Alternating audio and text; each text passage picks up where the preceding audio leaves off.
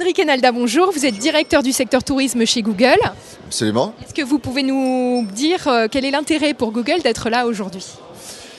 Eh bien, en tant que directeur du secteur tourisme de Google, je me dois d'être le plus proche des acteurs du marché, de connaître les tendances qui vont être celles du secteur du tourisme dans les 2-3 années à venir. On parle de 2020, je pense que c'est quand même un peu poussé très loin le bouchon. Si on se cantonnait déjà à 2011-2012, on serait ravis de connaître davantage.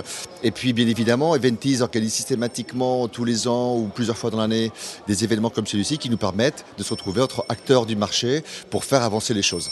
Justement, faire avancer les choses, c'est quoi ? Ça vous apprend, ça permet d'un peu brainstormer autour des nouvelles technologies ? Absolument. Je crois que l'idée de faire venir les patrons de sabre qui, bien évidemment, aux États-Unis sont des leaders incontestés dans leur univers pour nous expliquer comment les tendances se développent aux États-Unis est une excellente idée. En France, on n'est pas à 4-5 ans de retard comme c'était évoqué aujourd'hui. Je pense que si on est à 2 ans de retard par rapport au marché américain, c'est le grand maximum. Et je pense qu'il est toujours important pour nous d'innover.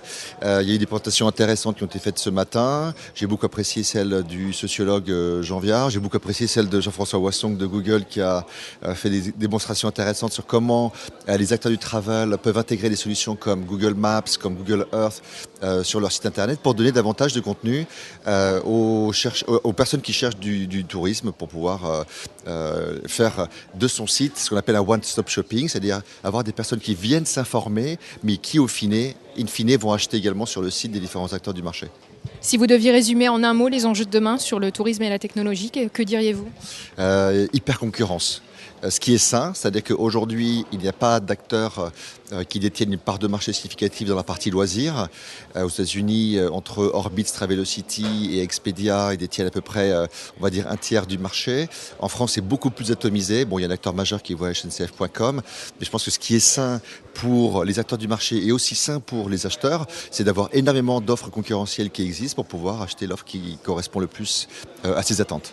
Merci infiniment, Enrique Nalda. De rien, au revoir.